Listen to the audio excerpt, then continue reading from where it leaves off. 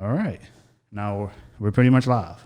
Yes. All right. So let me see if I can say your name. Nhan? Young. Nyang. Yes. Nyang. Okay, Nyang. Sorry about that. Or like you can go by my fashion name that not a lot of people know is like Auntie, a letter N, a letter T. Really much like my first letter of my first name and middle name. Okay. Yeah. So NT. Yes. I'm gonna go by that because it's a lot it's a lot easier and stuff. So all right. So we're here on another episode of the HOU show, and I'm very excited to have you on.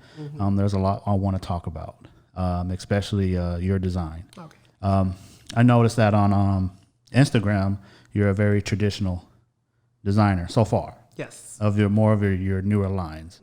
So let's start from the beginning. I'm very curious. How did you get involved? Like, how did it all start? Well, I mean, like, if you want to know, like, how it started, it have to be really, like, way back, like, when I started with my fashion career, which is I went to school here. Well, I born and raised in Vietnam. I came here for 13 years. And whatever I learned about fashions and, like, you know, all the cues or all the skill I have or, like, all the, like, you know, like, the technique I use is I actually learned it here, which is a fashion school, which is here in Houston. It's a Houston Community College. Oh, okay. They have a fashion major that I went to school for. And I normally just do Western design, which is like wedding gown or like even in dress. You know. So are you into like the more of the wedding scene or the? Not really. I just do and dream as like a Western, like because I've been trained, you know, here in U.S., not like back in Vietnam. Yeah. So and then I always after I graduate, I went to work for like a French company, which also like here in Houston, because I try to stay in Houston because my whole family is here. So and you know how like Asian culture, like you know they always try to stay together. Yeah, I know so about like that. no different for me. I want to stay close with my family and like try to you know make a living here in Houston. Yeah. Which I'm really lucky. Like when I just graduated from school, I got this job, like just technical design. Really much, I'm doing pattern all day for a medical clothing company called Medical Z in Houston. Their main company is in France, but you know they're smaller companies here. So what I do every day is I making pattern, like technical pattern, every day based on just patient, you know, who got burned or like doing plastic surgery, like every day.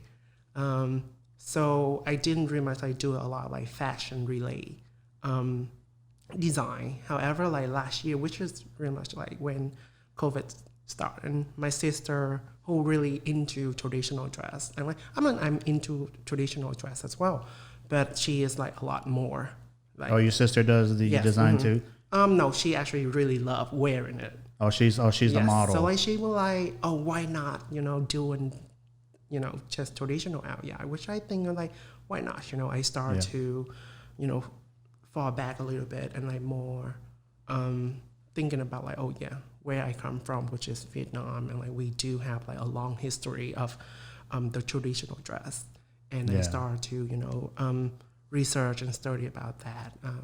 I didn't have a chance to go back to Vietnam, do the full training over there, but like I did have a coworker who actually teach me how to make an ao dai.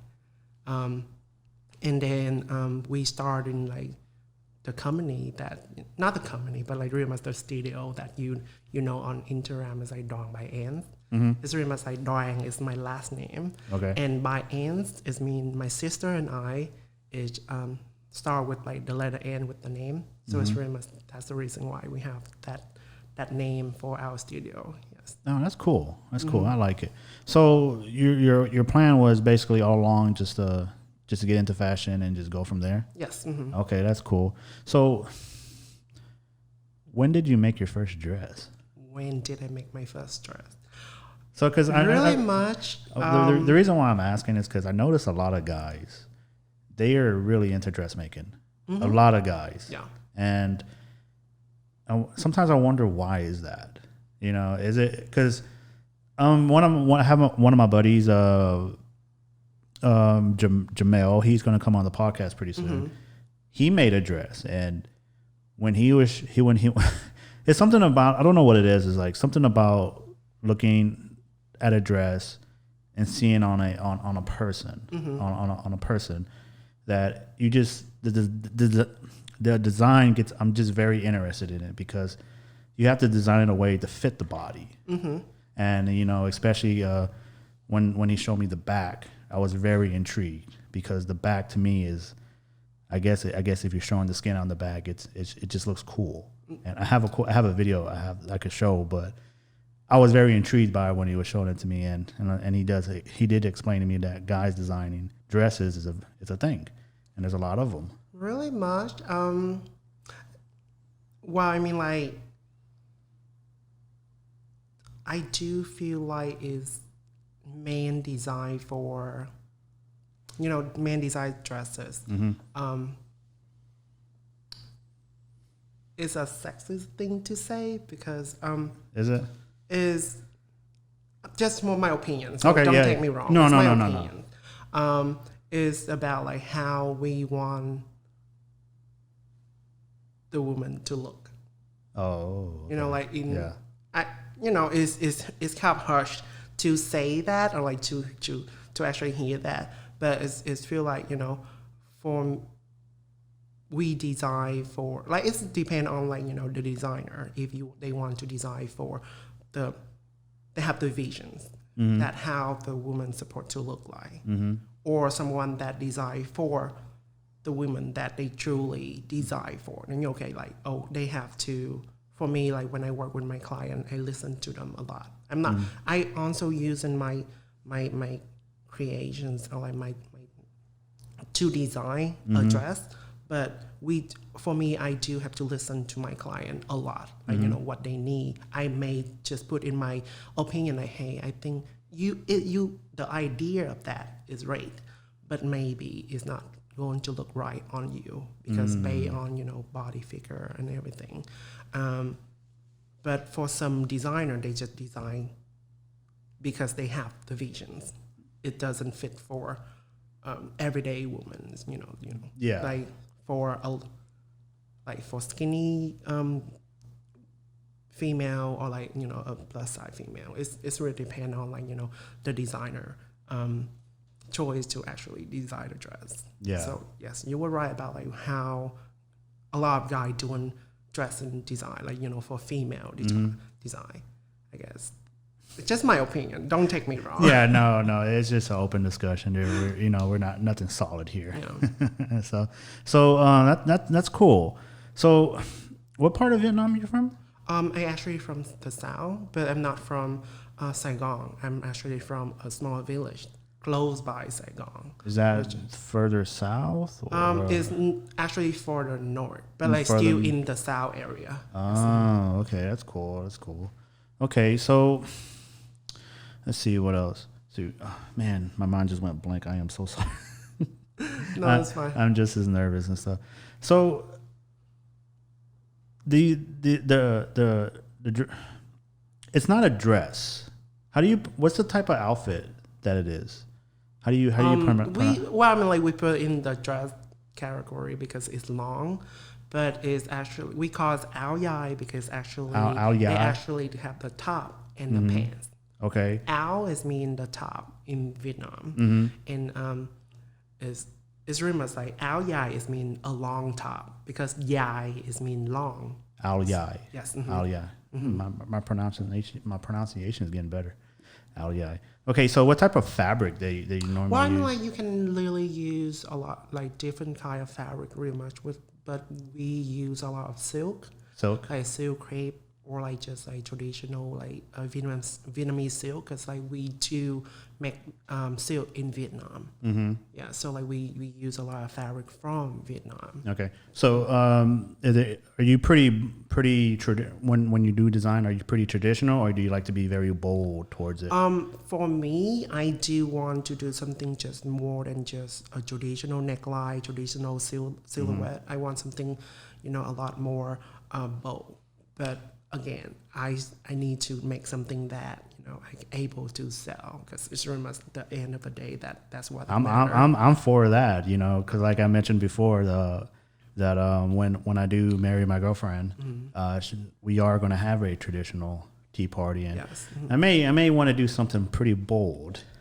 I mean, it's really much like you can play with the color, you can play with like the design. Is yellow a common color? Yeah, I mean, like that is I don't want to say it sounds so racist, but is that an Asian color? Red and yellow and gold and really? Some bright color. They like, if you were thinking about the color to make it bold, it's more about like blue, green, or like darker color like black or stuff color like that. But like yellow and red and gold is like traditional Vietnamese weddings that they're going to use. Yeah, I'm definitely going to approach something yellow. I don't know what it is about yellow. I just love it. Maybe it's because my car is your car is yellow. Yeah, and it just I've had it for 10 years already. So maybe I just gotten so used to yellow. That's the thing is like a lot of my clients come in and they it's good if you have like some idea about what you want. Somehow it's a lot more work for me if you come in and say like, oh yeah, I have no idea what color you want, or like what design you want. It's just more work for me. But like a lot of people come in just they're not really sure what color they pick. Even like I mean that's all I know. Well, I mean, like you have the idea that you're looking for like something yellow or something gold. Yeah, and I'm starting to get I'm starting to be a lot of more bold. And what I mean by bold is like I like traditional clothing, but at the same time I'm starting to get a lot more bold about it. Like for example, let me give you a classic example. Are you a dog lover? Yeah, I mean, like I don't own a dog, but like yes, you love like, dogs. When I see okay, them, yeah. So I've gotten a golden retriever for about 3 years already. I love them, and I hate them at the same time. Well, it's really much like that's what I call a love-hate relationship. Yeah, but it's more love. It's more love. And my girlfriend recently gave me a golden retriever shirt with a face of a golden retriever, pretty much 2 eyes right there on the breast, and a big smile. Yeah. And I literally enjoy wearing it in public. I mean, nothing wrong about that. I mean, like it's just like that's how bold I am and stuff like that. So it's that's ever since I started wearing that, I just became a lot more bolder with colors. For some, that was the strangest thing. I guess that's what that's I feel like it's just how you react that you wear something bold and like you start to like experience more. You want more. That's how human brain is. Like, Is it? They always want something more, like something more when they feel something. When they feel something nice and they just keep wanting more. Yeah. I guess that's the reason why. And nothing wrong about like wear something bold. Really much like if you enjoy it, that's the thing. Like people ask me like, oh, what the trend this year? I'm like, I don't give any. It's nowadays there's no trending. Like fashion really much is back then, yes, there's trend. But it's like for everybody wear. Like, it's just like, as long as you feel comfortable with it, as long as you can rock it, that's the trend. You are the trend, like what do you call it? Like a trendsetter. Like it's not like trendsetter. Yes, Okay. It's not like that store come out with this new color. Everybody going to buy that. Yeah, I mean, like somehow we have some influence. Like fashion industry, they have some influence about what you're wearing, but it's you who pick, who pay, and who going to wear that. I 100% agree with what you're saying. So it's like you're comparing hype versus an individual. Yes. You would wear what you want to wear because it makes you feel good versus someone only wears what's hot today. Yes. And true. 100% agree. And that's the thing. We have 7 billion people, more than 7 billion people In this the world? So, where does that? Yeah, 7. Wait.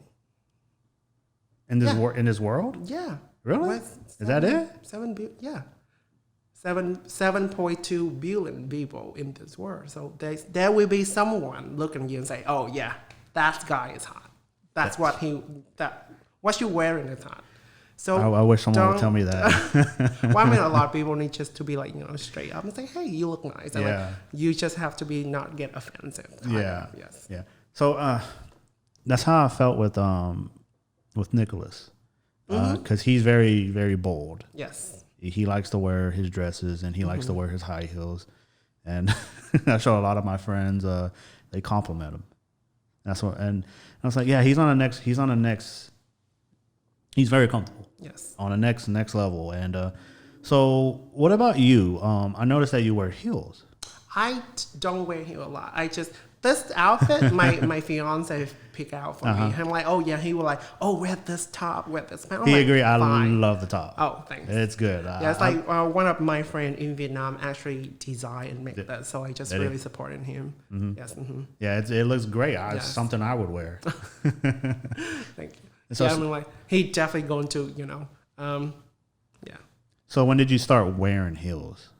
I don't. That's the thing. I'm the guy that really, looking for comfy. I don't wear heel a lot. I wear it for special event. I'm like, I don't mind. Like, I don't wear heel every day. Like Nicholas, he more into heel. I just wear it just because it's go with the look, or is something like even it's heel, but it's really comfy. Kind of heel is so I just wear it just because it look good on me. That's all. Like that's what I always looking for. Something that I feel comfortable wearing it. It's not about like it's have to be look good. It's comfy and it's also like it's go with the the day, like like, oh yeah, if I don't have to run a lot or I wear some but like I say, I don't wear heel every day. I wear something that's cool. That's cool. Yeah, I'm always fascinated on how when guys start wearing heels. I'm like, that's really bold. I mean, like back then, I mean, all the guys, that heel is like for like if you actually research about that, heel is made for guy, not for girl. The type of shoe? Yes, like like high heel. Yes. Oh, disco area, the disco scenes. It's like more than that. Like before, like they invent like high heel, which is like the heel they have like a higher that is actually designed for men. Not really? Yes. I did not know that. Like if I need to look into that. Yes. Yeah, because that's one thing I was thinking about the other day. Like a lot of things are modern today. Like for example, like makeup. Makeup is in essence long ago was considered war paint. You see what I'm saying? Yes. It's the same thing but used different. Yeah. And stuff. So I didn't know about the shoes where you saying that. That's cool. I mean, that's now the thing. I mean, like it's just not. Fashion is for me. I feel like fashion is for everybody, and you just have to pick the one that you willing and you comfortable wearing it really much. It's not about like it's not about gender anymore. I mean, like I feel like come on now. It's like gender is not a thing. Well, it's still a thing, but it's just not like. Not the first thing that's coming. Yeah. Well, especially for me, it's not the first thing coming. Okay, so to my mind. What do you identify? Are you identify as? Well, if I have to like go down to the social, then that try to label. Okay. Me is like I'm a gay man. I'm pretty open. So yes, I like I accept who you are and yeah, I'm like really much like I just. If people ask like, oh yeah, I'm a gay man, I'm going to marry to my soon to be husband. All right. So yeah, it's pretty much just that. Okay. Oh, congratulations on that. Thank you. How long y'all been together? Surprisingly, less than a year.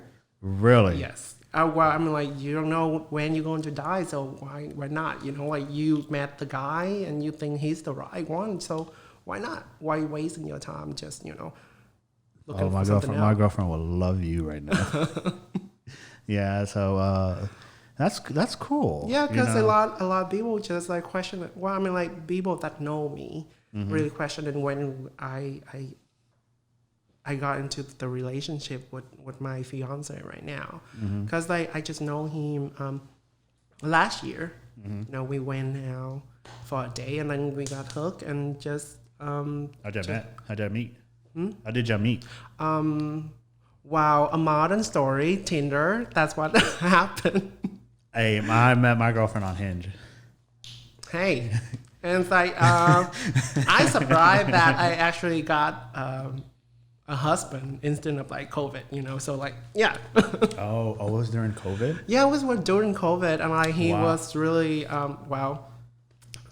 I met him to ask me out because he a shy guy. So I'm just like, okay, when you going to ask me out for a date? I'm like, I'm not going to waste my time like texting to people I'm not going to see, you know. I'm like, so he asked me out, and then like 2 weeks later, I move in. Just y'all moving quick. I'm telling you. And like after 2 months, he asked me to marry him, and that just, yeah. Man. And then now we engage, yes. Wow, congratulations. Like this month, the 17th, going to be our half year. Yeah. So, yeah. Congratulations. Oh, thanks. Are y'all going to do it you get married in Houston or? Well, his family is actually in El Paso. So they're still like, you know, like, oh, are we going to do a big wedding here? Or are we going to do like 2 smaller weddings? I'm like, we have like really easy on that. Like, we're not really looking for something like 100 or like 400 people wedding. Like, normally, you know, no normal Asian weddings support to be. But like, it's for us, we want something small. We something that just family. Yeah. Is he Asian too? Oh, he actually he's Spanish. That's 2 cultures with 2 big families. Well, that's why we get along so well together. Like, you know, that's like 400 on each side of the family. True. But like we try to limit down to like 40. So like it's someone going to get hurt pretty much. Wow. Yeah. That's a fact. Yeah. Because oh man, you know how you telling me about planning weddings, especially having big family, because I come from a big family, family of 9. Wow. Yeah, so that's just one family. One family. But you know, for me, luckily for me, on my side of the family, it's very small. But with my girlfriend's side of the family, 200-300. And I'm like, do you even know these people? I'm like, but it's the traditional way. That's the thing. That's, you know, like how Asian wedding is, like, you know, they invite a lot, and it's not like maybe they not your friend, but like they your mom friends, your mom nail lady, or, you know, like someone that she just know and she like, you know, like your mom, not even you, like just your mom people already take like over like 100 people, and like for me, I think we don't need that, and we don't want that at the same time. So like that's the reason why we're going down to like just like 40 people. That's enough. Like that is perfect. To close it. My opinion, that is perfect. Yeah. Yes. It just makes it more exclusive and more sentimental and stuff. And like we going to just do it like, you know, maybe like now it's COVID. Really much like don't know. We don't have the location yet. Like, I mean, like we can, because the wedding going to be so small, we definitely can just use our backyard just to, you know, Yeah, that's cool. Well, congratulations on that. You know, I mean, like you are engaged too, so like, you know. Yeah. Well, I haven't proposed to her yet. Oh. It's coming soon. It's only been So should this be, you know, on? It's on the radar. It's just nobody knows when. Oh. And the reason why nobody knows when is not necessarily because I just wanted to be a surprise for everybody. Yes. So, and COVID kind of screwed that up because rodeo was canceled this year because how we met with my my girlfriend was like I said, we met on Hinge. Oh man, we met over the craziest message. It was about pizza. Well, that's the thing. That's when you know that's the one. Yeah. Yeah. And it was one of those. It was one of those magical situations where I was frustrated at the process, and this was one of those things where I messaged her, and if it happens, it happens. And she happened to have some quote message about pizza, and I'm like, with ranch, and she was like, amazing. And that's how it happened between me and her and stuff. And 3 years later, it's been about 3 years. You're surprised that the people you really, play a huge part in your life. Oh, like yeah. Like when you meet them, it's not like so, let's say, like, you wasn't looking for that. Something just come naturally and just like, it's right at that, just hit right on time, like, oh yeah, that's the one. That's going to be my friends. Yeah. Or that's going to be, I know it's crazy, but it's just at some moment that you just feel like, oh yeah, that's the right one. Yeah. And like just come naturally. You wasn't looking for that.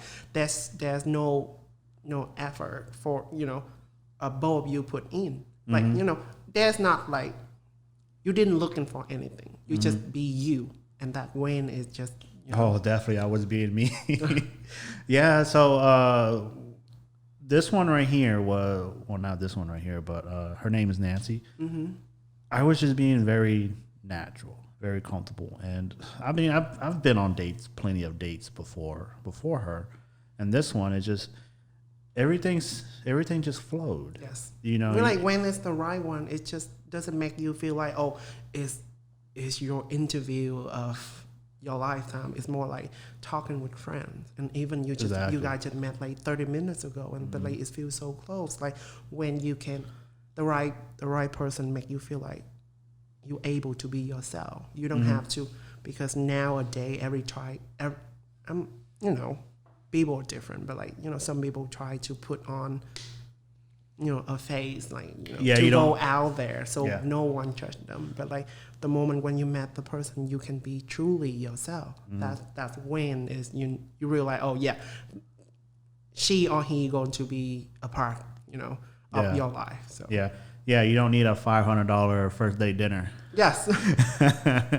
Yeah, that was one of my my concepts I wanted to implement with Nancy was, how can I get away at the cheapest, like, not necessarily that I was wanting to be cheap, but it was more of my idea behind it was, if I can impress her at the most basic thing, and she was impressed by it, that's it. That's a great beginning. Yes. So it didn't happen that way, but I wanted to take her to the food court Costco and just see what just see what happens. Have one of the for my opinion, Costco have one of the best cheap pizza. Oh yeah. Like with the I'm not cheap, but like the low price pizza. It's pretty good for what it costs. Yes. True. Yeah, and nothing wrong about that. Nothing is wrong about that. Yeah. So that was my theory behind it, but I took her to get cheap sushi and boba milk tea, and well, I mean that's why you guys are here. I mean, like it's just another way of like sushi and boba. That's good. That was it. It sealed the deal, and then well, I mean, like, it's pretty much see what like, oh yeah, he open for culture.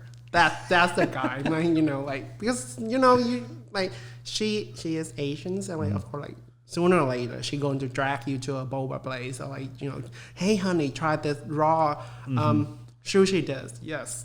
Yeah, and I mean I'm a big fan when it comes to milk tea. I've created some of my own drinks and stuff, but it's just what really sealed the deal was that we went to the rodeo, and it just flew. It just flew natural, and I didn't have to act funny. I didn't have to be weird. I didn't have to be like imitating. It just being weird and normal. You just be, yes.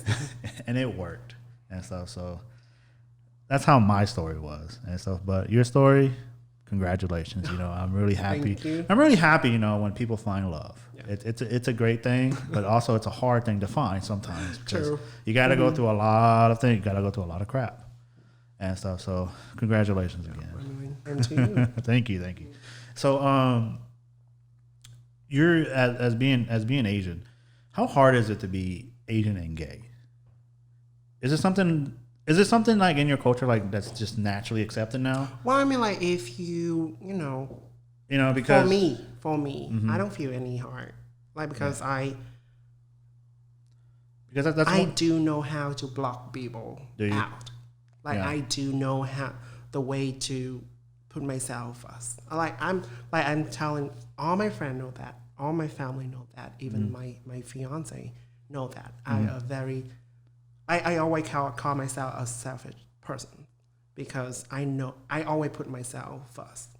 Oh, I see what you're saying. So it just, if you don't really like the way I am, bye-bye. Like it's just that quick. I don't take, I'm a very emotional person, so I know how to protect myself from when I'm really young. Yeah. And that's how my dad, teach me, you have to put yourself first. I have to put myself first. I always have to put my feeling first.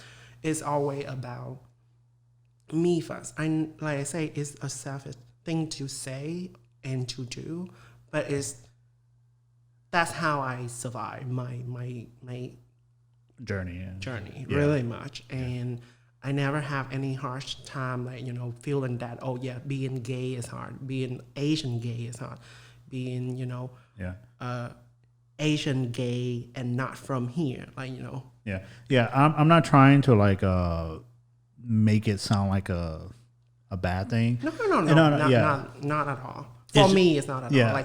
Like it's really hard for me to feel offensive, because I don't take people, that's the thing, because I don't take I don't take other people's opinion about me.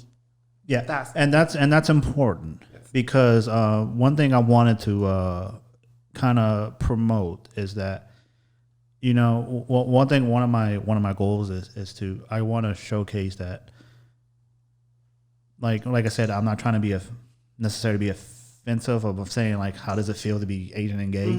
It's just I've come across a lot of people, yes, really nice, the nicest people I've ever met. Some of them are scared. Yes, and it's that.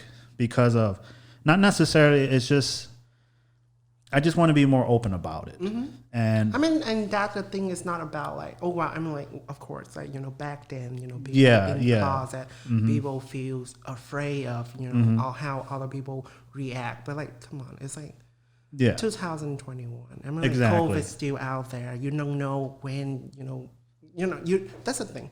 Live your day like your last. Exactly. That's the thing. I always just do that. Focus on yourself. Don't. Exactly. Not when I say blocking other people out, but just the negative, blocking the negative people out of your life. And I do understand now, even how open we are now.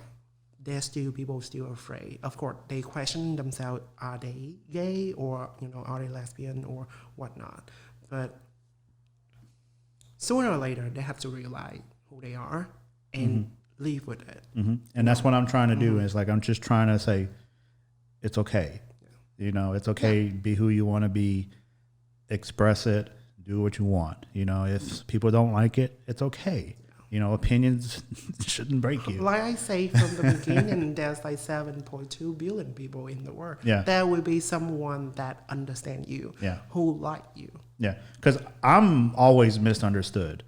And not necessarily, but the reason why I say that is because I look a certain part, but what I'm saying is I like weird things. I'm very broad with everything. I'm a very conservative person, but I'm a very forward thinking, if that makes sense. For example, I'm very country, but also I can be very city. I love guns, but I also love, talking about emotions. It's just I'm just You love gun, but you also love boba drinking and fashion. I'm just Yes. everywhere. So what I'm trying to do is I'm just trying to break that barrier. It's like you can be this person that appreciates everything that around you. I guess because people always try to label something, and they're afraid of met something new that they don't know. That's how people are. They always afraid of something new. They always want to label. So they have they just want people try to label something so they think they know exactly what is it. Yeah. Yes. And stuff. And so what I'm trying to do is just trying to be very open with everything and stuff. So, and that's why I asked, because maybe I have a viewer that's just asking the same question, like is it okay? Is that okay? Yes. It's probably Asian or something else, and I just want to make sure that just give them some positive thoughts, like it's okay, and we can move forward from it, and just like you said, live your life. What should I say? It's okay for you to be gay and Asians. Yeah, why not? I mean, like, I'm not, because my family really accepted. My mom really accepted. My dad, I mean, like, if he's still alive, he will accept, because, like, he is a really, amazing father. But, like, if he's still alive, he's definitely going to accept it. My whole family accept that. The only person I need to come out with was my mom. Because I thought,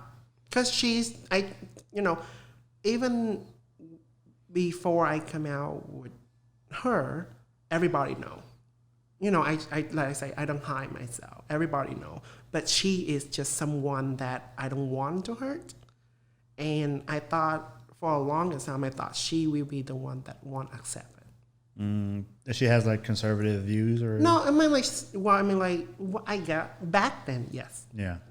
But at a mom, she accepts it so easily. Even, like, I know, because, like, back then, like, before I came out with her, she saw something on TV. She would say something about that, gay and stuff like that. So that's why I hold back. Everybody beside her know. Like, all my friends know. People that met me know. Just like, how quick you can, see, like, oh yeah, he's gay. But my mom, I met some people that I mean, like, just like, for 15 minutes, for God's sake, like, I'm not going to, like, hold back, because but she is the one that I so afraid to hurt her feeling. So I try to keep the secret with her until I 21, and then I start, I plan everything now. I plan, okay, she may not accept that, I may have to move out, blah blah blah. But she accepted so quick and easy, and just give me more at that day, at that moment. I feel like, okay, I can do everything. I have my supporter. Because I feel like my mom is someone that willing to put down her pride because her children. That's how she is. So the moment when she's like, okay, fine, everything fine, as long as you are my, I'm her son, everything will be fine, and and then just move on. Okay. So yeah, she is, she the one who pushed me to get, like, oh yeah, let's get wet and do that. Yeah. So yeah. That's cool. When how did it feel when you brought your fiance? Yeah. Fiance. Yeah.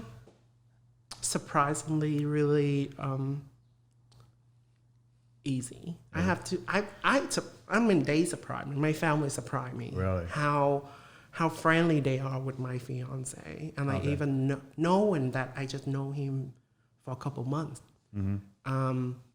We spend Thanksgiving, Christmas, New Year, Lunar New Year together, at a family. Because next month we're going to. Go to El Paso to see his family for first time. You've been to El Paso before? No, actually no. El Paso is a weird spot in Texas. The reason why I say that is because it's how this side of area of Texas is very green. That side of Texas is very like clayish, yes. you know. And I've been to El Paso once. Not necessarily. I'm not saying it's like a bad area. It's just a weird part Just of Texas. different. It's very different. Yes, I never go to that side of Texas before. Yeah. But yeah, I'm looking forward to that Okay, that's because good. like his family looking forward to see me. I'm like we talk on phone or like we text, but like never in person. So like we looking forward for that.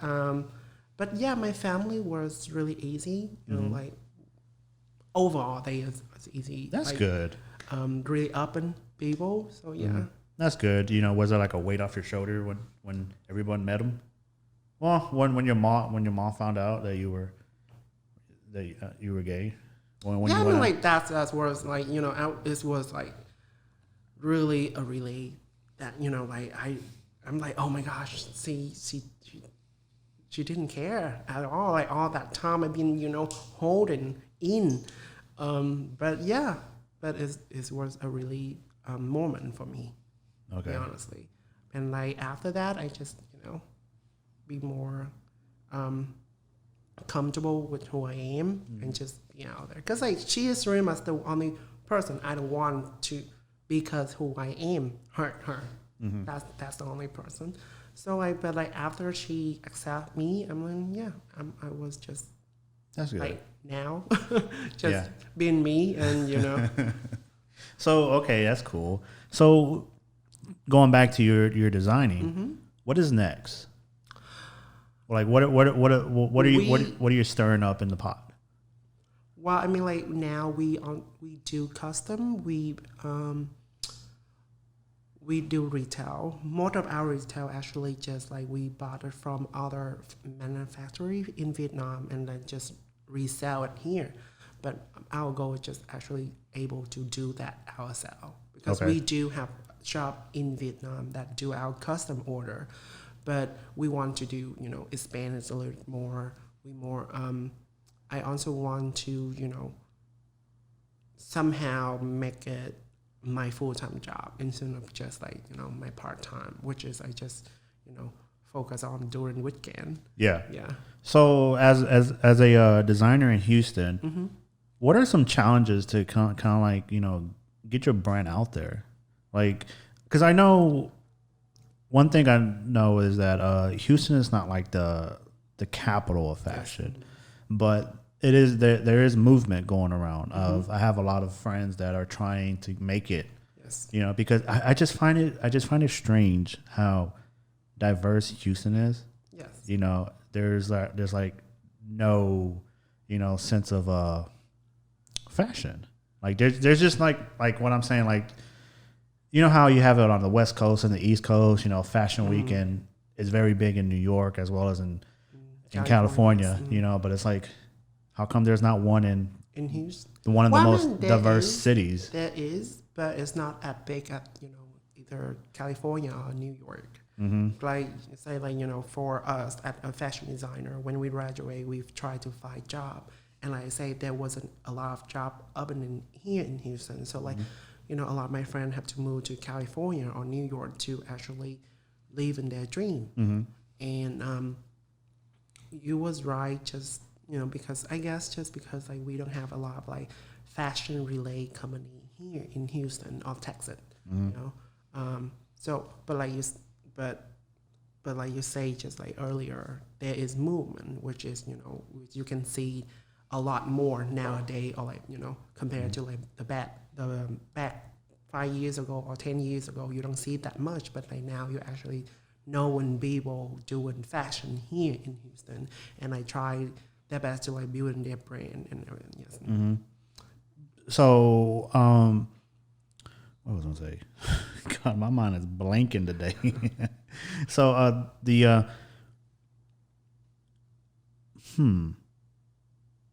have you found a really good pho restaurant around here?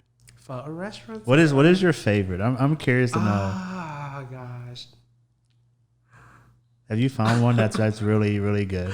No, that's the thing. Like when you talk about pho, my mom make a really good pho. So I don't know. Can you invite me when she makes some? Because I wanna. We do. My mom always make like chicken pho though. That's my favorite. Yes. So you're quite close to us. So why not? But another pho restaurants. I'm just curious. I mean, Pho Saigon is good. Pho Like, Saigon? if it's here in the Midtown area, like Pho Saigon or Sim Pho is good. Okay. It's an easy pho place. Kim Thai actually is a good restaurant. It's a small family restaurant here in Midtown. If you want, like, I can give you the address. So really close in like Midtown area. But like if you go down to the Asian area, which is like West Chase, whereas Bel Air is, there's plenty. Like Pho Bun is good as well. Okay. Yeah, there's just so many pho restaurants. I'm just curious, because I'm a huge fan of it. Yeah. And I was wondering, like, because I'm trying to figure out, in my opinion, who has the best broth. Yeah. And stuff. And Nicholas recommend Pho Saigon Uh-huh. in Midtown. Yeah. And I think I found a better spot. Like where? It's in Bel Air. I can't think of the name right now. It's in the Kim Sun area. Phở Điện. Pho Din, yes, I think Phở so. Điện. But they're not there anymore though. Why? It's the bank. Oh. The bank. Uh-huh. On the Kim Sun. Yes. So there actually two pho restaurants in Kim Sun area? No, so it's not in the Kim Sun. It's there's the bank, but there's a building in front of the bank, right next to an abandoned building. Okay, that's Phở Bun. Fun Bun. Yes. Mm-hmm. Did I pronounce it right? Yes. Okay, good. I'm getting better. So like the bank right here, and the pho place right here, and there's just a warehouse. That's all. Like an abandoned building. That's called. That Phở Bun. is my favorite. Yes, that's one. Ooh, you have to go there to their first location in Houston. Where is it? Actually, Phở Bun trailer is actually really close by Hobby Airport. Really? On the That 45? is their first. Yes. Wow. Yeah, it's actually in the small trailer and it's always packed. Yeah, Yes, they they have have the best broth. Yeah, I mean like it's the same family, but they have a better broth. Oh, It's my just God. really far for me to go, so I Yeah, don't try. yeah. I don't want to like point that way, but yeah. Yeah. I just my girlfriend introduced me into that spot, and I've just been obsessed with that. And area. then they have like Phở Bun by 9, which is toward Highway 6. It's still on Bel Air, but Highway 6. But like they open at 12 p.m. I believe. So Yeah. they just during night shift, but they pretty much from the same family. Yeah. So, Okay, that's cool. That's cool. Okay, man, I'm glad I met you. But I'm a foodie. So you're a foodie? yes. What type of food are you in? Are you into Mexican food? Oh gosh, yes. Are you? That's why I got along so well with Isaac. Like I'm really easy in I have a big appetite, so like I can pretty much like eat taco. I'm like I don't know how to pronounce it, but all I need is picture and number. That's all I need. If I go to a restaurant, I need picture and number, because like I try a lot of Mexican restaurant. I do. What I always do? What do you do? Because I do. I don't know how to say it in English, because it's Hispanic Mexican food, so they have the menudo. You love menudo? Yes. We're gonna be best friends. I love that. So like I have to wrote down by Vietnamese how to pronounce it right. So I'm like, okay, I don't need you anymore. I just need that. Yeah. That's you like the tripe? Is it Yes. the tripe in there? But I'm like, it's Asian. They use it pretty much as the same. Really? We use a lot of ingredients that the same. And I dated Isaac. He pretty much introduced me to the food that I'm like, oh yeah, that's kind of similar with Asians, like especially Vietnamese food that using the same ingredient, using the same, somehow taste the same. So yeah, you're surprised like we have like so far away, but like we really must have the same kind of food. Yeah. Yes. Mm-hmm. That's definitely true. So menudo is your favorite Mexican soup. Mm-hmm. Ask your girlfriend, because we have a dish that look exactly like menudo. They just don't put a lot of bell pepper or jalapeno or onion in there. Is that the one with the blood cake in it? With the thick noodles and the blood cake? No, it's not noodle. It's actually just the beef strap itself. Really? Just like menudo, without the corn and like onions and jalapeno.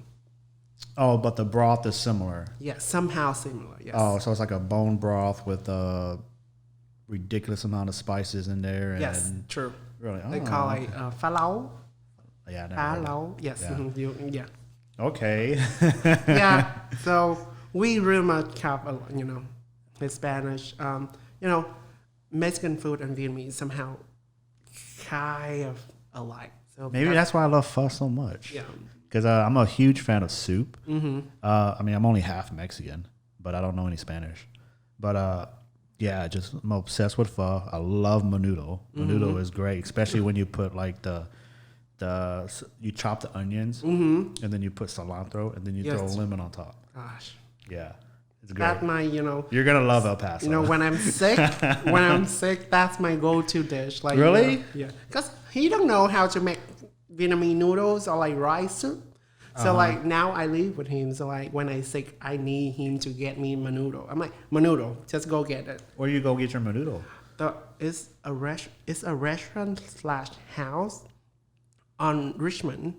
Like if you go this way, you pass Montreux. It's on Richmond and it's on the right. It's a house. Like an actual house? It's used to be. I guess it's actually not an actual house, but it's look like a house. It's like it's open 24/7. Really? Yes. Mm-hmm. I don't know the name. I just know the location and how to get there. Okay. Yes. Mm-hmm. What do you know the taco truck near on is it Richmond? Right next to this so it's at a gas station. There's a random taco truck and then there's a bar right next to it. It's right off of Richmond. I think it's what area though? It's in the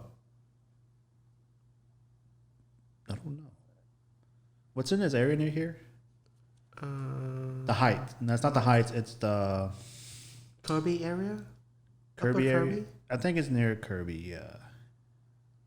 Taco truck next to. But yeah, they have like the best trompo. You ever had trompo?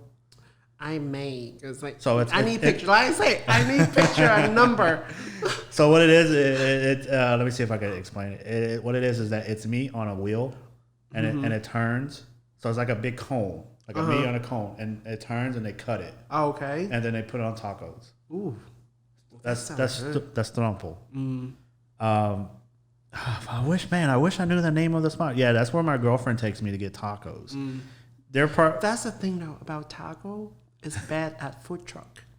I don't know. Like I just love food truck taco. Do you love food truck tacos? Yes, I couldn't find like for me. I feel like for certain thing it doesn't support to be fancy. It just need to taste good. I agree. Like taco is like a food street kind of dish. So you want something quick and something tasty, something like a lot of oil. Like it's it just needs to taste good. It doesn't have to be like on a fancy plate and it's cost you like $30. 30. Yeah. Yeah. But yeah. Yeah. Taco truck is my to go. Yeah. Okay, so if you don't know this one, then I'm definitely give you the address for this one because you need to try this one. I just wish, I wish I really. Let me look on my phone. That's the thing, like how to get there. You just don't know the name. I think I do, because my girlfriend is the only one that takes me there. Taco truck, maybe it'll pop up on Richmond, because I know there are 2 other taco truck on Richmond, but it's more toward West Chase area. Okay, I think I found it.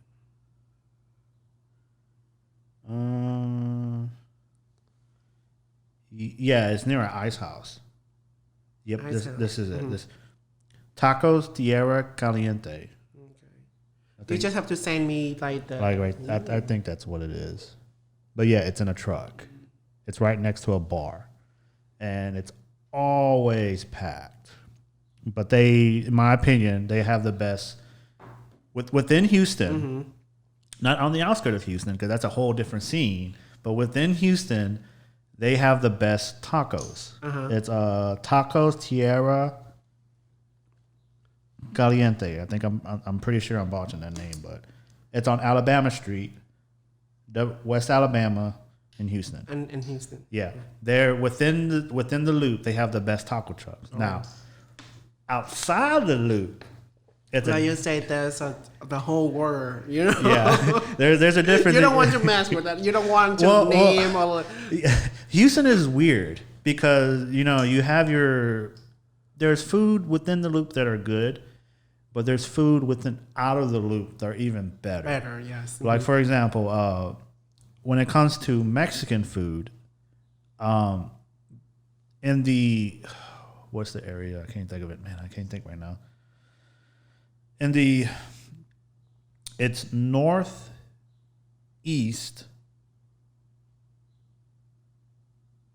Man, it's like on Bel-Air. It's on the Beltway. I can't even think of it right now, man. Hold on, I can't even. Because I know there's Hold on. Hispanic area which is on Bel-Air, but this side of 59, not the Asian side. Okay. Yeah, they have a lot of Mexican restaurants. Yeah, I haven't tried that area yet. But because when I first came to Houston, I moved to the Woodforest area. Okay, so it is northeast. It's the more on the Wallaceville area. There was this trailer. They call it the hot dog stand. It was strange, but they had the best trompo tacos ever. I was obsessed. And then when you had the Mexican Coke, yeah, it is dynamite, man. That's like you say, Houston is a really mixed culture, really diverse, and it's I don't hate me, people, if I call Houston is the capital of food, because there's just so we have mixed culture, is you can literally get anything. There's an argument for that. Yes. Because Houston had when my girlfriend was explaining to me there's a lot of businesses that come from outside of Houston that don't survive in Houston, especially from the California area or anywhere outside of Texas that try to open up a business in Houston. They don't survive because we as citizens, people that live in the area, we've been exposed to so much much better food that they just don't survive. So there is an argument for that. Houston can be the capital. Because you was for me, I'm not a picky eater, but when I looking for, let's say, I don't like mixed stuff. I and also I live in Houston. Why I have to eat something that, if I go to a Vietnamese restaurant, I support Vietnamese food. Yeah, it's not American wash kind of Vietnamese, and like fusion. Yes. Yeah. Yeah, I see what you're saying. I just be a hater right now, but it's just we in Houston, we have all that amazing authentic restaurants, and you go to a Thai restaurant, you're supposed to know that it's going to be sour, it's going to be spicy, it's going to be a lot of seasoning and spot Thai kind of taste Thai. It's not something in between. Yeah. Yeah, and like you say, a lot of people try to change that, and I guess that's the reason why you say it couldn't work, because we live here in Houston. We already know what is best, what it's supposed to taste like, and when we have something that's not really traditional, and it's not traditional, but it's just right. You go to Thai restaurant, you have that Thai or something that's sour, something spicy, or you want how it's Hispanic food supposed to be Tex-Mex work because I guess well it works. It's because what is Tex-Mex? I'm Mexican. I was born in Texas. Yes. That's all it is. But it doesn't change a lot, because a lot of people change how it's supposed to, like, you actually change the whole dish. Yeah. And, you call is by a Vietnamese dish, but you really much change everything, because we went to, my fiance and I went to a Vietnamese restaurant labeled with Vietnamese name, but I was upset. So far you have know I'm really much like really opinionated person. Yeah. But that's just the more painful hour that we have. Like they bring out the food. I'm not saying it's bad. It's just for me, as a Vietnamese, I know how it's supposed to look like, how it's supposed to serve, how it's supposed. Yeah, for me, I feel like Vietnamese food itself is supposed to fit you. You don't feel hungry when you leave the restaurants, So that's how I feel about sushi.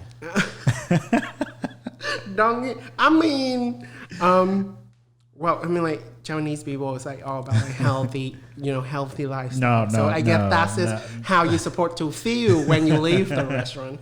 But for Vietnamese, we are our cuisine is supposed to fit you well. Yeah. It's like when you go to an Asian restaurant and you laugh, it feel like you just go home and your mom pack you with all the food. She haven't fed you for a month, and you still have something to carry home. Yeah. That's how it's supposed to be for a Vietnamese restaurant. But I went to the restaurant, and it's somehow, for me, it's a disappointing because we have to go to a pho restaurant after that. Oh, really? Yes. Wow. Yeah. It was, let's say, it's a really fancy Vietnamese restaurant. I know exactly what you're saying because I had the same exact experience with I'm not talking trash about sushi. I love sushi. It's these types of restaurants where they proclaim they're really high end, and it's more of like an art. They prep the food like an art, which I understand. I'm not talking trash about the art, but the amount of money you pay, like for example, I'm not going to say the name of the restaurant because it was good food. It's just I left hungry. Yeah. And the amount of money I paid for it was quite disappointing. So basically what it was is that it was sushi, but there was like, how you see it on the YouTube videos. Yes, you have the sushi chef prep the food right in front of you, and they give it to you, and you're tasting this experience. Yeah, okay, great. But at the same time, if I'm paying a premium price, I figured out that I was going to leave full. That wasn't the case. It wasn't the case. So that's what just my experience, and it wasn't just one place. It was multiple places. And I told my girlfriend, I was like, no more high end. If it's over $100, I'm not doing it. Yeah.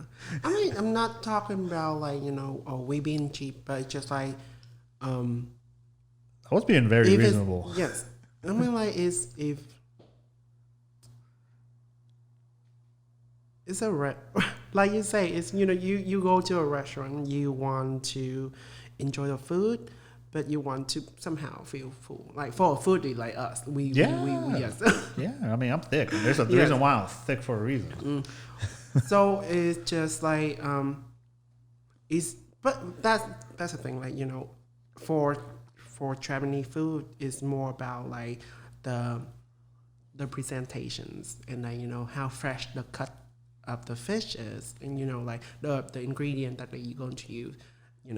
At the end of the day, we may not like it, but like for other customer, is that worth it for them to come back? It's just rumors like when the restaurant charge that much and give the customer the food, and that's what they have to think about. Will their customer come back for that price, for that quality of fish, for that much of food? They still have to think about that. Yeah. And if they still going, I guess we just didn't. I guess it wasn't our cup of tea. I guess. Yeah. Yep. and I haven't been back since. And so okay, cool. Well, I'm glad to know that you're a foodie. That's cool. I can eat. Yeah. That's another thing I'm really. You ever been to Shabu? Shabu. It's they have many though. Sabu Zone, Sabu. It's a hot pot in Bel Air, right next to Hong Kong Market. Sabu Zone. So you ever been there? Yes. Mm-hmm. I've been there a couple of times, and You love it. I like hot pot, but I'm not that big, but I'm a bigger guy than most people I see in there, and they can eat a ton. Wow, yeah. Ton. What's hot pot? I mean, it's all you can eat hot pot. Why not? I can get like 2 plates. Mm-hmm. Get 1 plate full, come back and get another, and I'm full. I've seen some people that are skinnier than me, smaller than me, and they're getting like at least 6 plates.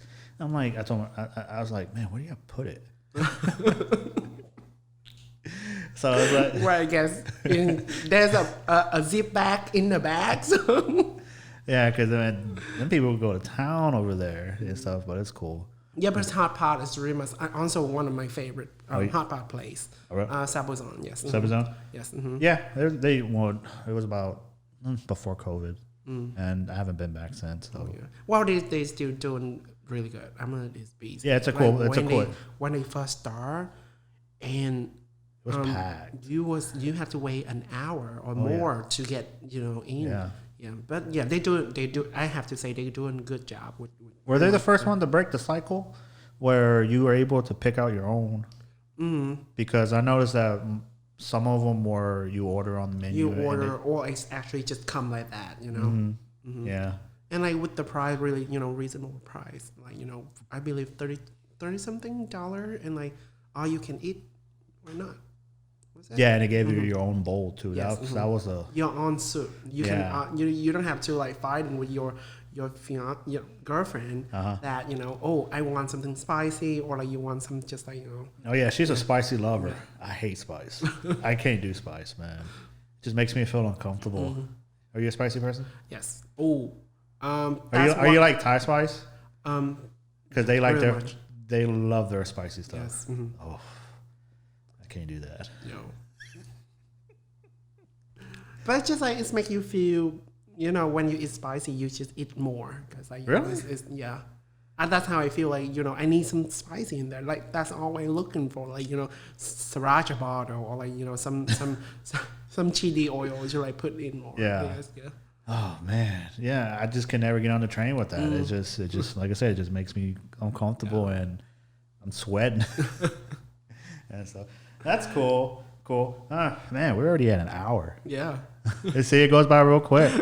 And so we pretty much discussed about your fashion to foodie.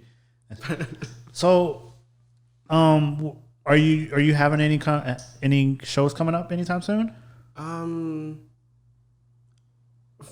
Based on my schedule, there's nothing like playing out yet. Okay. Like I have stuff and like just like update the studio and pretty much every week, but it's just like for actually doing a show, it's just for now it's pending. For me it doesn't.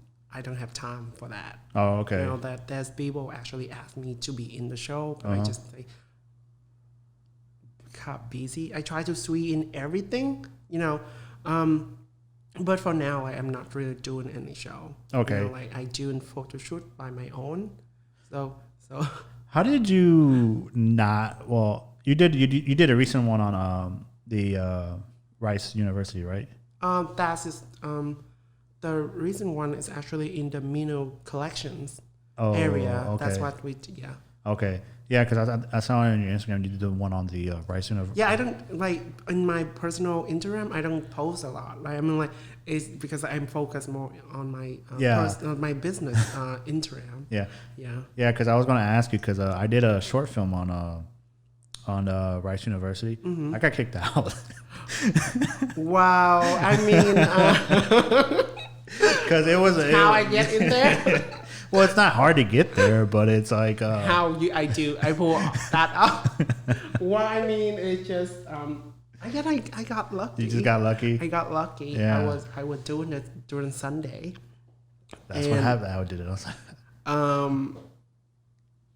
I guess that the security guy was really nice to us. Yeah. And I was like, oh yeah, we're doing a photo shoot here. Is that okay? And he was nice enough to actually guide some of my model. Because really? You know how big Rice University is and like all the one way. Yeah. So like people get lost in there. Yeah. And like during COVID. So like I say like I pull, you know, my business just started during COVID, last year. So like this was during COVID. And it's all one way. And like a lot of like gay clothes. So like people, most of my photographer and model got lost, and like he was nice enough to actually guide them to where we were. So, yeah. So that's.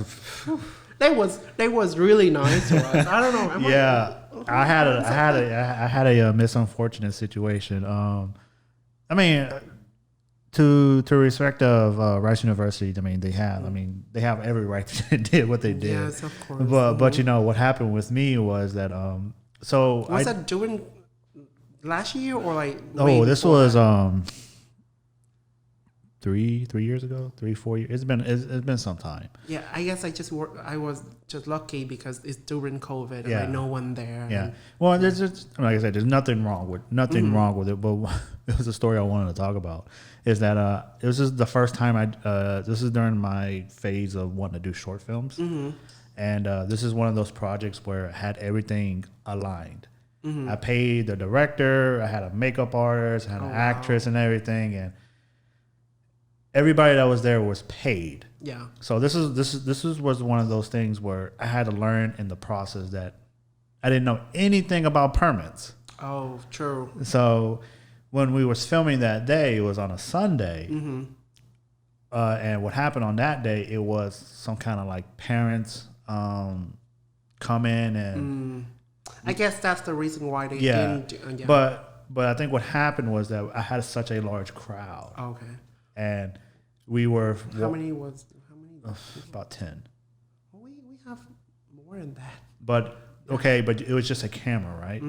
Well, I had a guy who was taking photos, but also had a guy with a big camera. So it was like one of these C100s, and tripod and everything. And it was, to me, I just felt like it was a big group, but as well as I was in an area where they were doing the tours. Oh, sure. So it was that big courtyard they have where it kind of looks like somewhere like where the main door is, like when they get in, Yeah, and we was doing a scene, and this lady, she was mean. She was mean. So she came by and she's like, sir, you have a permit? I was like, what? She's like, you have a permit. I kind of lied.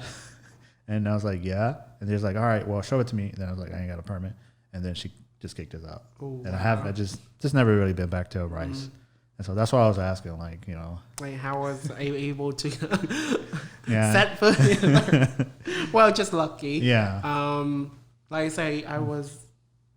Well, I also maybe because it's COVID time, so there's not a lot of people, and the camera is closed for Sunday, and we make it quick, like because it's because we did a indoor photo shoot a day before. Yeah. And I was really lucky with all the photographer willing to work with me for free. Oh, that's dope. Yes, because I guess I use in my connect. I don't have a big group of friends, but I do have a connection that people that I know a lot more people. Yeah. So yes, and the first group of model I use is the model that I worked with before, walk for me before, doing show with me before. So they was really nice, and one of them was all the way in Dallas, and they willing just to come for 2 days, just do a photo shoot with me. Wow. Yeah, so I was really blessed with all that. Wow. And and even the recent photo shoot is all of them just show up and just say, hey, you if I need help, or they willing to be in the shoot, for free. Yeah, so That's cool. You're able to find people that are just willing to do it. Because I wish I had them when I was doing all that. So yeah, so my short filming days are done. I'm no longer doing it. I mean, yeah, well, you were true about because there's some I didn't know that at first. I didn't know that you have to ask for permissions. I didn't know that. I didn't know either. I mean, I figure it's a university. They get paid. Yeah. They get paid. I didn't know. I didn't know they asked for it because I tried to call. I just tried. I didn't know, but I tried to call and they didn't answer. I'm so okay, fine. They probably no one working, so we just do it. It was like I said. It was probably because of the day they were showcasing, and we happened just to be there and have a large crowd. It's fine. Yeah, but all the security over there was really nice to us, and even the one that I did in the mineral collections is worth 50 of us. 50. 50. How do you direct something like that? Just run around a lot. Yeah, but we would have 23 photographer, 20 model, and pretty much eight of us, me, my sister, and my assistant. We just run around changing and just hey, just have fun. And because I know they didn't charge me anything. They do it for free. So I want to keep it, a fun experience for them as well. Okay. So I have all the model fitting, and photographer, they just show up. They just have to. They show up because one of my photographer planned that whole thing. She just posts that on her Instagram. Say, hey, if anyone interested in doing traditional Vietnamese dress, and surprisingly, there's 23 of them. So they just show up, and then I will amazed when I arrive. I didn't expect that big of the crowd because it's during COVID. During COVID, 50 of us in the same area doing photo shoot. But we didn't have any problem. No, the people there wasn't say anything, and yeah. So. Wow, that's cool. So you brought up something that's really good to talk about.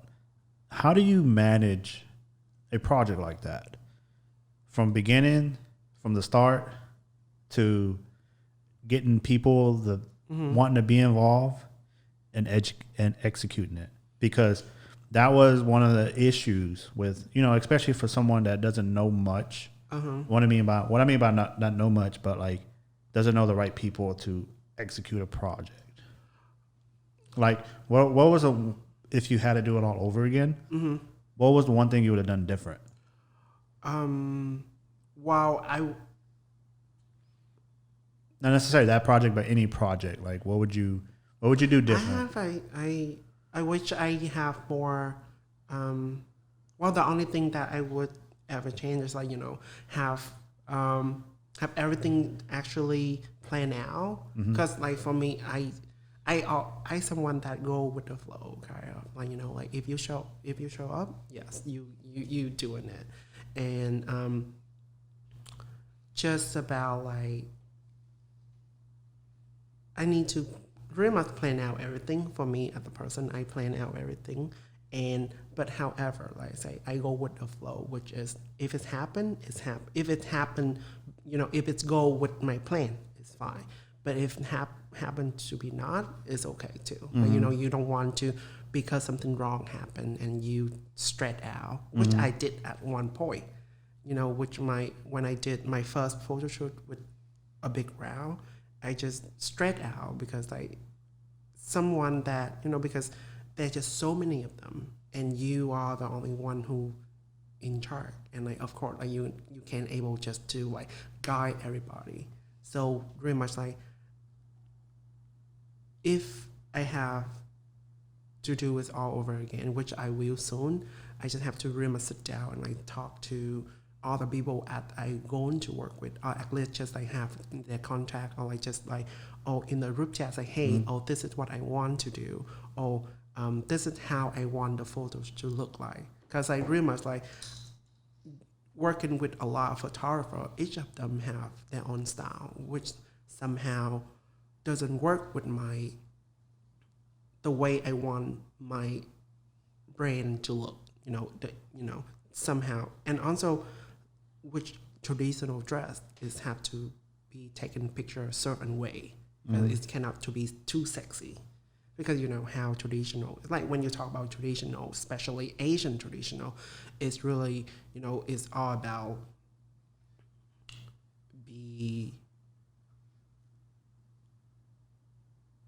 not over sexy. Nothing wrong being traditional and sexy at the same time. But somehow people will say, like younger generation, they fine with that. Like, for me, even for me using non-Vietnamese model, they already say something about that. Well, I'm not saying like, oh yeah, it's bother me. It's just like I acknowledge that there is opinion saying that, oh, why you're not using Vietnamese model? Because the reason why I didn't use Vietnamese model at first, because I don't know any Vietnamese model. Because I always work with like I say, my background is Western fashion, which is like doing wedding dress, doing gown or stuff like that. So all my model that I've been using or knowing is non-Vietnamese. Well, that's a good thing though, because it showcases that you don't have to be. Yes, you don't have to be Vietnamese to wear a Vietnamese dress. Yeah, really much like that. Yeah. And then like. I spilled the water. I'm sorry. It just. I didn't think of that first, I'll be honest. I'm just like, oh yeah, they model, they know how to pose, they look great in the dress. So just take a picture and then and also they are professional models, so I don't have to just really much like run behind each of them and say, hey, you have to pose like this. Like camera on, they start to pose. That's about the model that I've been working with. They even model is not their job. They all have their own job. Some of them is doctor, some of them is nurse, some of them run their own business. But they doing modeling just because they love of fashion. Yeah. So they are someone that's so professional, on time. I didn't have to just stay behind the camera and telling them what to do. They know exactly what to do. Yeah. So that's the reason why I use the first group of model, which is not Vietnamese.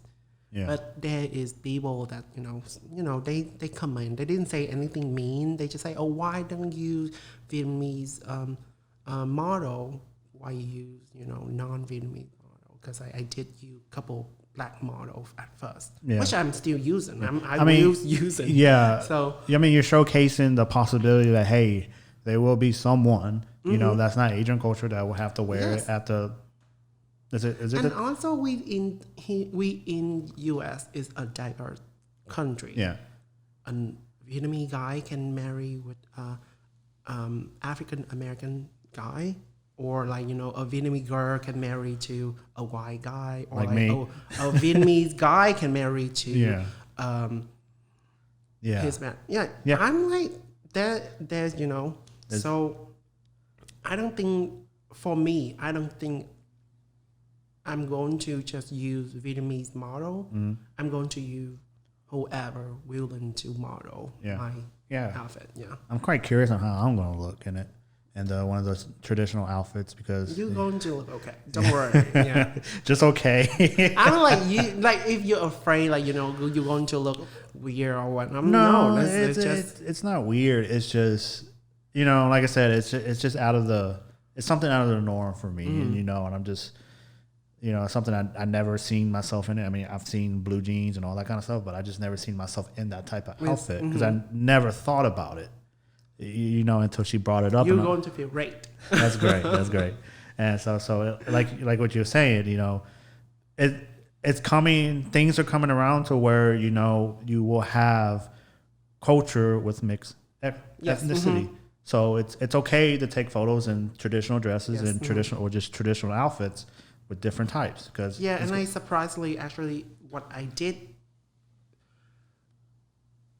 Actually kept make a good thing for my brand as well, because I do have a lot of non-Vietnamese bride or non-Vietnamese room that actually come in, and just because they saw that and they can see themselves, because I want to to actually continue the traditional, but like spread it out more than just Vietnamese culture. Because I know nowadays, like even like the people in Vietnam, they got married to like non-Vietnamese people. Like it's just like it's a word that's so open right now.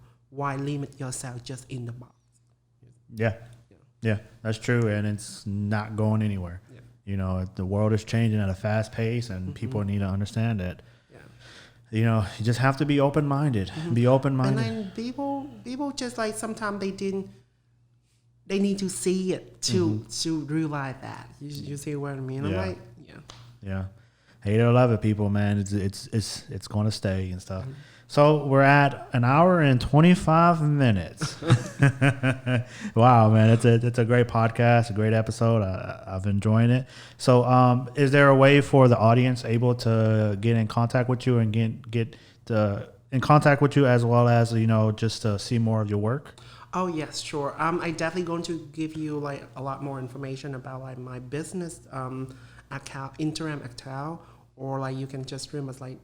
You're definitely going to link it like down, at under the video, right? Like when you post it. Yes. Okay, so yeah, so I remember like at Nhan Doan is remember my personal account, Instagram account, or like you can go to at Doan by N is remember like my business account. Okay. Well, some people won't be like looking at the video; they'll just be listening. So that's why I asked. Or you can just contact my numbers like 832-659-2387 if you looking for a traditional dress, just to wear, or like if someone that interesting in a traditional dress. Yes, why not? Well, there you go, people. He's out there ready to make you a traditional dress and everything. So, well, guys, I hope you enjoyed the episode and see you on the next one. Thank you. Bye, guys.